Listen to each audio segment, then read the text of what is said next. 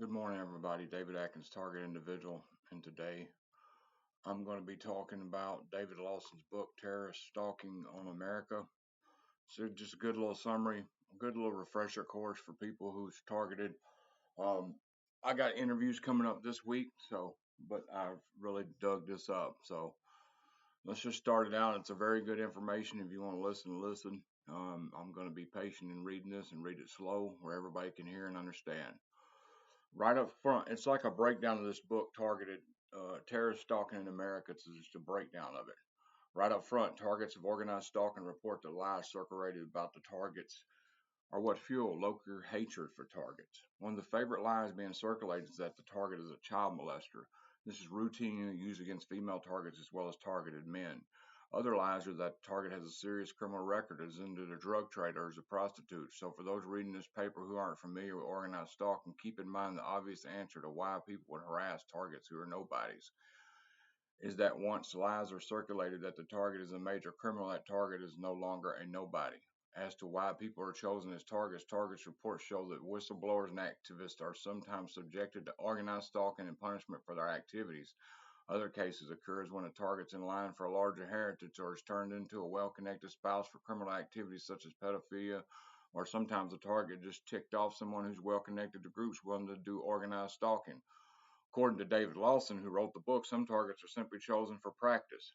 Here below are selected quotes from David Lawson's book, starting with concepts table for quick click access to relevant sections. And we're going to go down here. Okay.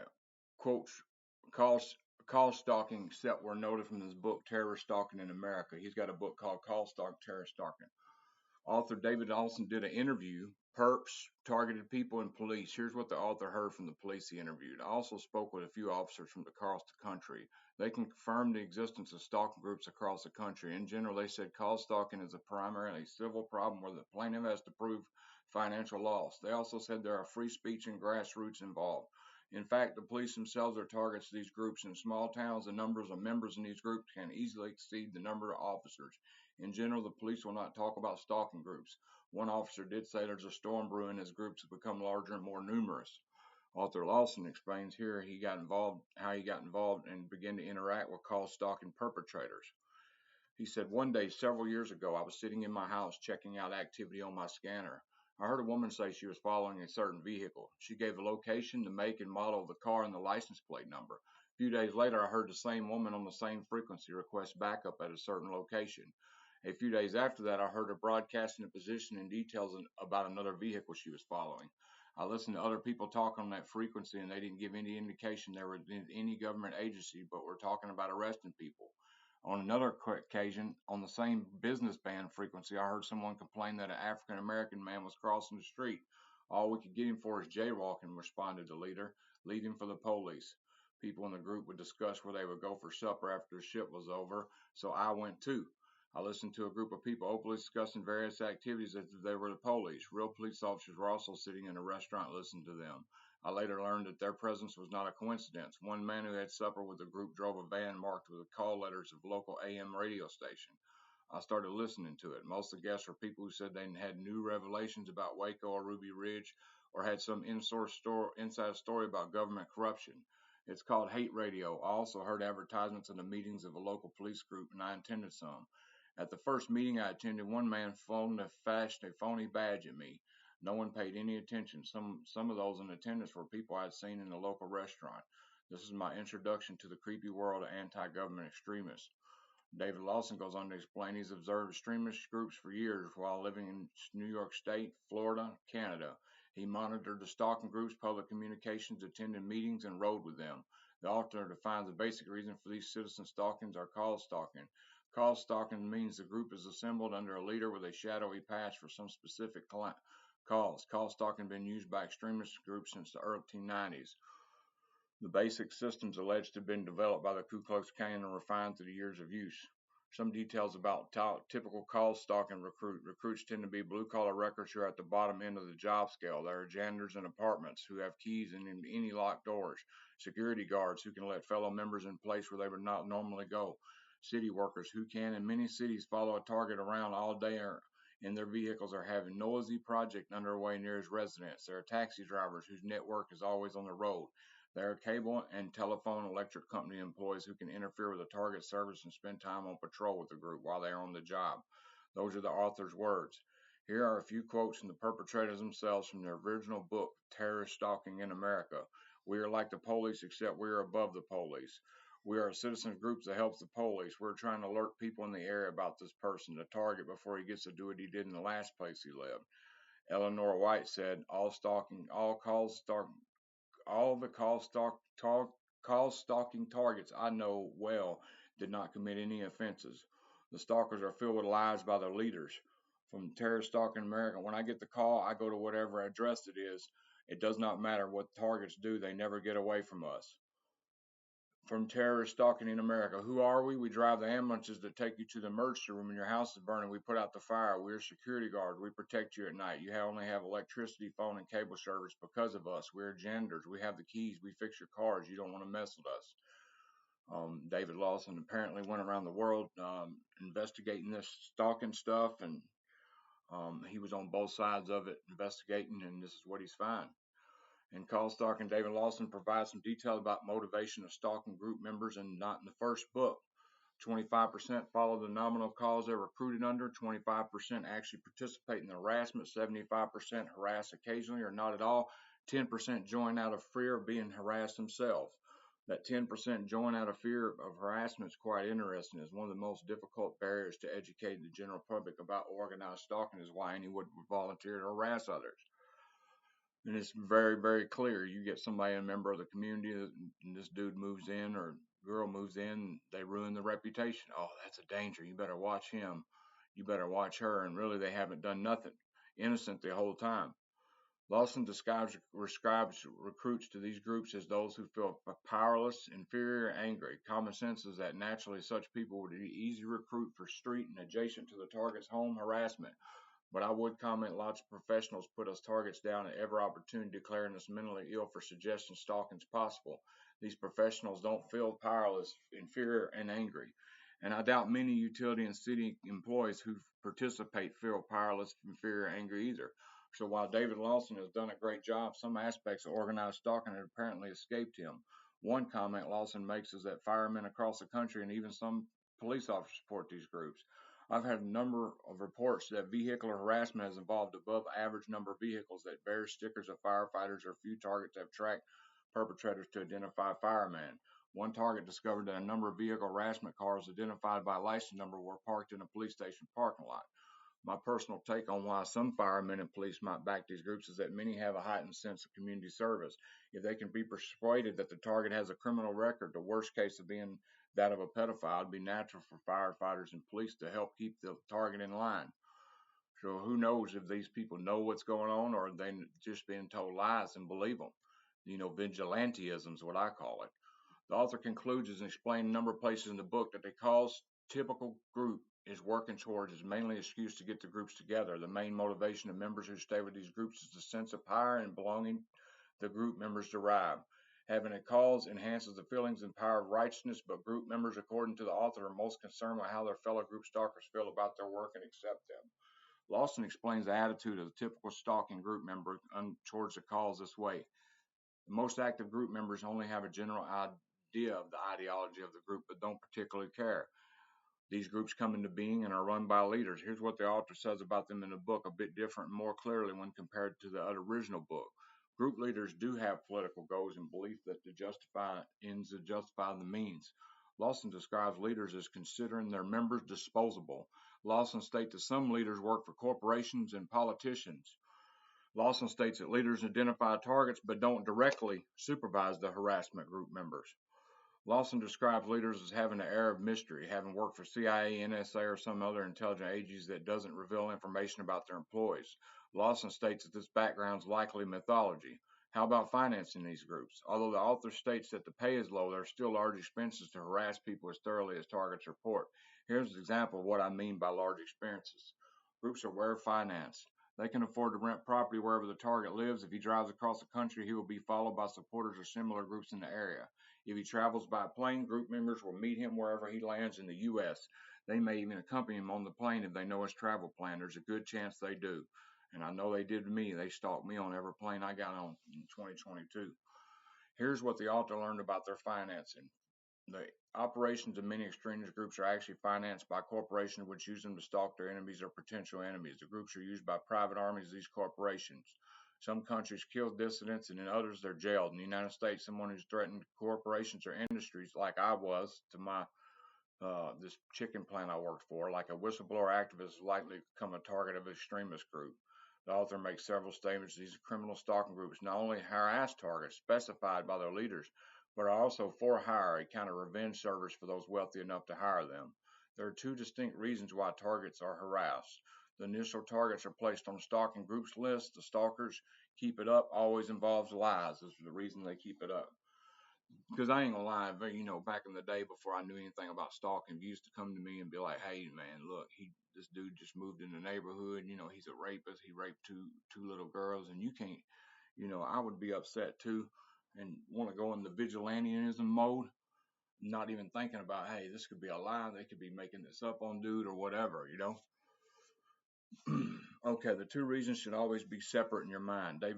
Lawson's focused mainly on the reason stalkers continue to harass targets. His chapter on selection of targets may well be true, but it certainly doesn't describe the thousands of people who don't fit his list of targeted categories. Here are some of the categories targets Lawson records in call stalking: abortion clinic workers, people guilty of mistreatment of animals, county clerks and local politicians, police officers, judges, IRS, Treasury agents, civil rights activists, government and corporate whistleblowers. Boy, it sure seems he was leaning some certain way. That ain't even a beginning of the list of who's on the targeted and who's targeted from just who I know. One thing David Lawson makes clear in describing the targets that the ultimate goal of the groups is to destroy the targets. Those who have been stalked by organized citizens which are fed lies report these groups do destroy targets with great efficiency. Next, let's look at some of the typical operations these groups carry out. Here I've retained a number of quotes from the original book because I feel they state the situation as well or better than the new book. The first step of a target has been selected is to establish a personality profile, which involves assessment of IQ, personality type, and history. A target may also notice being photographed.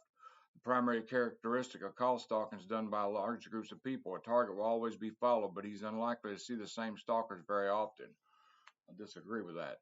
Many of these groups include hundreds of people. Some authors refer to call stalking as terrorist stalking. Groups do not just stalk individuals. They employ organized programs of harassment, which includes break-ins, property damage, assault, occasionally even death. The children of a target are a favorite. Firemen across the country and police departments have a long, I don't know about that one. Some of them, not all of them.